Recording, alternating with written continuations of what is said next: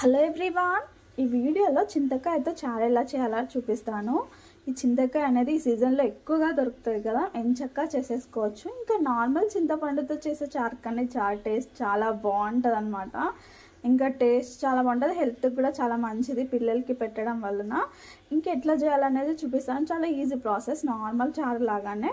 కాకపోతే ఫస్ట్ చింతకాయ అనేది గట్టిగా ఉంటుంది కదా, కొంచెం వాటిని కొంచెం విజ్ చేసి ఫస్ట్ వాష్ చేసుకొని కొంచెం విజ్ చేసి అందులో కొద్దిగా వాటర్ వేసేసి కొంచెం పసుపు సాల్ట్ వేసేసి ఉడికించుకోవాలన్నమాట. తొందరగానే ఉడుకుతుంది, ఒక 5 to 10 minutes లోపు. ఇట్లా ఉడికిస్తే అప్పుడు చింతకాయ అనేది గట్టిగా ఉంటుంది కదా, మెత్తగా అయిపోతుంది. అప్పుడు దాని నుంచి ఈజీగా రసం తీసేయచ్చు. చూడండి, చింతకాయ అనేది పర్ఫెక్ట్గా ఉడికింది కదా. ఇప్పుడు దీని నుంచి రసం తీసుకోవాలి. రసం తీసిన తర్వాత రసాన్ని పిప్పిని వేరేలాగా వడగట్టేసుకుని ఇంక ఈ రసాన్ని ఒక బౌల్లోకి తీసేసుకొని దీంట్లో తగినన్ని వాటర్ వేయాలి. ఎక్కువ కాదు, కొంచెం వాటర్ వేసేసి ఇంకా సేమ్ చారులాగానే పసుపు, ఆల్రెడీ పసుపు వేసాం కదా, కొంచెం పసుపు సాల్ట్ కూడా వేసినాం కదా, చూసి వేసేసుకోవాలి. ఇంక ఇందులోనే పచ్చిమిర్చి, ఆనియన్స్ మన ఇష్టం, ఇంకా కరివేపాకు, కొత్తిమీర కంపల్సరీగా వేయాలి. మెయిన్గా వేయాల్సింది ఏంటంటే వెల్లుల్లి జీలకర్ర పేస్ట్ అనమాట. వెల్లుల్లిని జీలకర్రని కచ్చా పచ్చగా దంచి ఆ పేస్ట్ వేసారంటే చాలా బాగుంటుంది టేస్ట్ అనేది.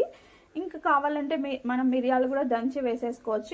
ఈ సీజన్లో వచ్చేటి దగ్గు జలుబు నుంచి పిల్లలకి ఉపశమనం ఉంటుంది అనమాట. సో మిరియాలు కూడా వేయచ్చు. ఇవన్నీ వేసేసి ఒక 10 minutes అట్లా బాయిల్ చేసుకోవాలి. ఎక్కువ కాదు, ఆల్రెడీ చారు పలుచగా ఉంటుంది, ఎక్కువ కాదు, కొద్దిగా బాయిల్ చేసుకున్నారంటే దగ్గరకు వచ్చేస్తుంది. ఇవన్నీ వేసేసి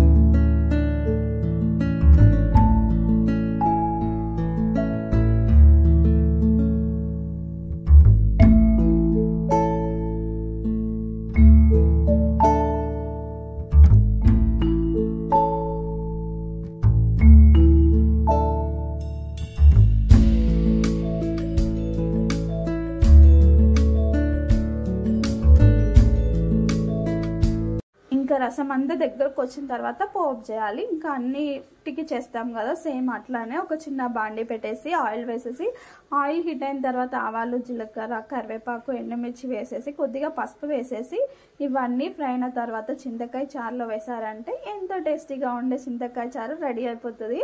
నిజంగా చారుతో అన్నం తినొచ్చు అంటే ఏమో అనుకున్నా కానీ ఈ చింతకాయ చారుతో మాత్రం అన్నం అంతా తినొచ్చు, కర్రీయే అవసరం లేదు, అంత బాగుంటుంది టేస్ట్.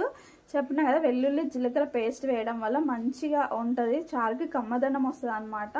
ఇంకా మిరియాలు అట్లా వేసారంటే పిల్లలకి ఇప్పుడు కోల్డ్ అండ్ కఫ్ ఎక్కువగా ఉంటుంది కదా ఈ వింటర్ సీజన్లో, వాళ్ళకు కూడా కొంచెం రిలీఫ్గా ఉంటుంది గొంతుకి. సో ఇక్కడితో ఈ వీడియో ఎండ్ చేస్తున్నాను. వీడియోని అస్సలు లైక్ చేయండి, మీ ఫ్రెండ్స్కి షేర్ చేయండి అండ్ సబ్స్క్రైబ్ చేసుకోవడం మాత్రం మర్చిపోవద్దు. ఇంకొక వీడియోతో మీ ముందుకు వస్తాను. అంతవరకు బాయ్.